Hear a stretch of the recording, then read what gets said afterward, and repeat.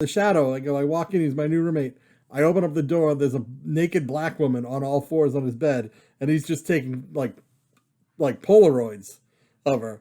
And he's like, "Oh, hey man, I'm the shadow," and he just like shakes my hand. And I'm like, what's going on here? Tag in, bro? You want to tag in? No, he wasn't like having sex with her. He was just like taking like a photo shoot. But she was just like all nude on all fours. And he's just like taking Polaroids. He's just like, "Oh, hey man, what's up?" Shakes my hand. He's like, "Oh, you're my roommate. Okay, cool." You got to, so she was on all fours. You got to see the purple nanny. Oh, yeah. Yeah, it looked like I was staring into Grimace bent over. So.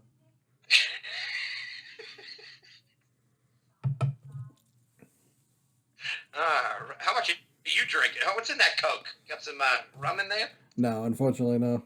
When you go into a bar and you go, "Give me 100 beers," and you do it nightly, like, it doesn't turn out well. When the beers are $1 and you throw a C note on the bar and say, "Keep them coming, cutie." Yeah. The best thing about Boston Billiards was even the ugly chicks looked hot in that little cocktail dress that they put them in. The best is when the girl that I knew from high school started working there, and she was just a complete slut. Oh, she was the best. Well, that was where I met the hostess on Halloween. She was dressed like strawberry shortcake. We went back to her house. She kept the costume on. Halfway through our escapade, she says, and in my head, like, everything changed. I felt like fucking Fred Savage in the Wonder Years, and I had narration over me. She looks at me and goes, "Flip me over. I like it in my ass." And everything froze. And I just heard the narration. And this now was the moment when Joe became a man. All the dreams came true at one moment. Well, I just found... Then her roommate decided to come in, and the narration started again. I just found the title for episode... We're going to have fun again ever in his life. It's over. I just found the title for episode 14 right there. So. Yeah, there you go. The night Joey became a man. The only thing that did suck about that, yes, I will say I did have a threesome that evening with Strawberry Shortcake and her roommate. I woke up blind. What happened? Timothy, I don't know how much I had drank. I must have been so fucking dehydrated. Whatever. Maybe my mind fucking completely blew. Insert Neil deGrasse Tyson. I thought, like, I woke up and I couldn't see. I had to feel my way through the wall to her bathroom. I did have a 48-hour hangover after that. You know what I do like about doing this show is... I got an email from my penis and it said, "Thank you so much for last night." You know what I do like about doing the show so far is the fact that we already have reoccurring segments, like the Bukkake girl, Neil deGrasse Tyson. Neil deGrasse Tyson. Mind blown. I mean, like, dude, anything can fucking happen. I am not leaving. I think we should start a bingo card just to see. Like, it's like riots happened in June. Like, fuck, I had Ebola. Like, shit. God damn it, I had Black Plague. Fuck. Like, polio's gonna come back in August. Like, what the fuck? And it's gonna be cool. Like, people are gonna want it. I'm gonna live in a fucking iron lung. Like, yo, man, you got polio? You got Hulu? I got polio. Yo, I got polio. How many you need? 1, 2? How many polios you want? I told you about that with Hoodlum. One time I was in the south side of Chicago at a McDonald's, and a guy comes up to me, opens up his like jacket, and he's like, "Yo, man, I got Hoodlum. How many you need?" He had like VHS copies of Hoodlum. He's like, how many you need? 1, 2? And I was like, why would I need 2? Like, what am I going to play? Why do you need 2? It's the same movie. What am I going to need 2 copies of Hoodlum for? He's like, yo, this shit's only $5. Why do you need 1? Who has a copy of anything anymore? Who buys physical things anymore? You listen to music on your phone. You watch movies through your tablet, your phone, your TV, whether it's fucking Netflix or fucking Hulu. It is what it is. You're Prime, Amazon Prime. You sold books when you started. Now you run the world, Amazon. By the way, Amazon, if you're listening, can you please throw us some help? Send a smile up. Dear Overlord Jeff Bezos. Commercials are great. That's Daddy's work. Jeff Bezos, if you're listening, wait, who am I kidding? Oh, of course you're listening. You're listening to everything at all times. Amazon. There's certain speaking of people listening, obviously I feel like we're being listened all the time, and with your phones and this type of communication that we're doing, there's catchwords and catchphrases that will get you on a watch list. I'm already on it. Easily. Guess what? I'm on the watch list. Kill the president. Boom. Like that. Right now. Boom. Obviously, it's a joke. I'm not going to kill the president. I like the guy. You know? Wow. He looks like a fucking giant Cheeto. Whatever. Well, that's footage we can't use now. No. More stuff we can't use. Welcome to the cutting room floor. It's so sad. We get more on the cutting room floor than we do in the actual episode. I think you're angry because your political candidate is named Yang instead of Wang. Yang.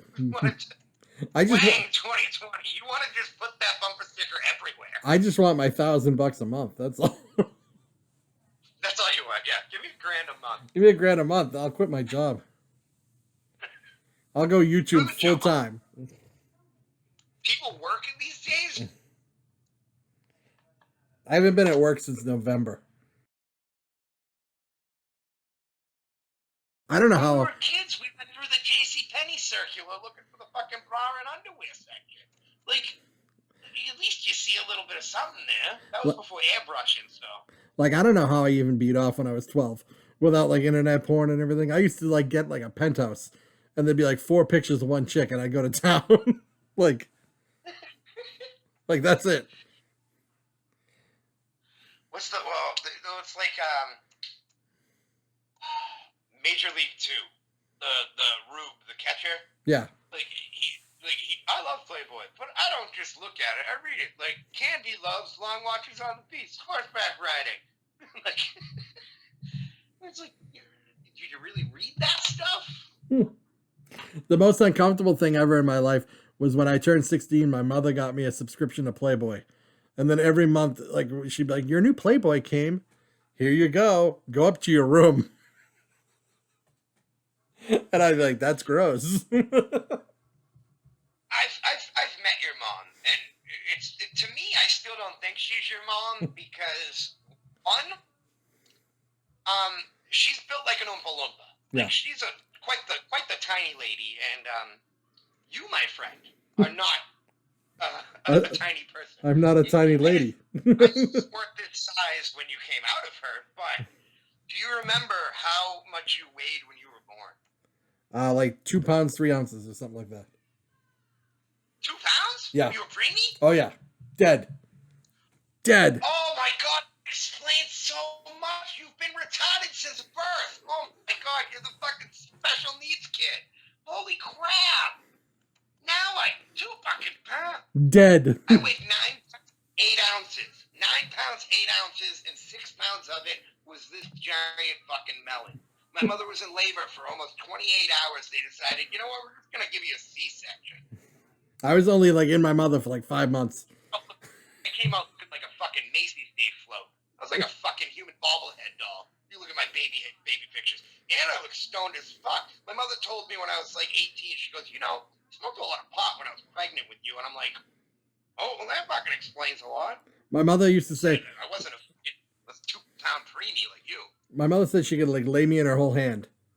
Like my feet would go from from like her inner palm. Like that's how long I was.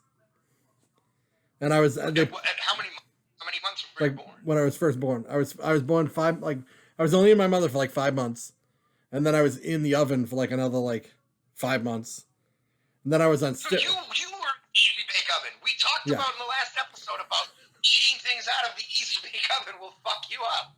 And you are a product of the easy bake oven. Then the best story ever. How good was So my mother was all nervous that like after she gave birth to me. And my mother tells this story all the time. Some big, huge black lady nurse walked in. And she was like, "Don't worry, ma'am. I was a preemie too." And she was like this like 350-pound black lady. He'll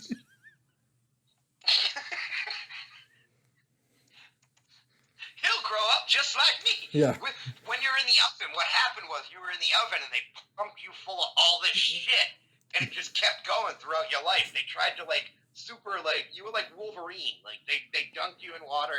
They tried to give you new fucking shit. No, I was on like steroids till I was like 5. And then all of a sudden, then boom, I just exploded and became a fat kid. You can't like put steroids on somebody who doesn't work out. Because it just makes them not sleep. Right.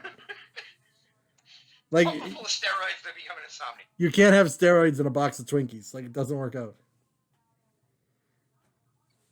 Speaking of which, Twinkie cereal came out. Little fat kid. You know what I also have a box of that it completely blew my effing mind when I walked into the store and I saw it?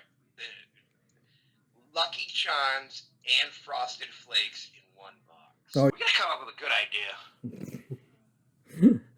It's a business brainstorming hour. I know, like, what do people need? Penis hats. What if we could... What's that? A penis hat. Like a fun sombrero you put on your cock. The Cumbrero?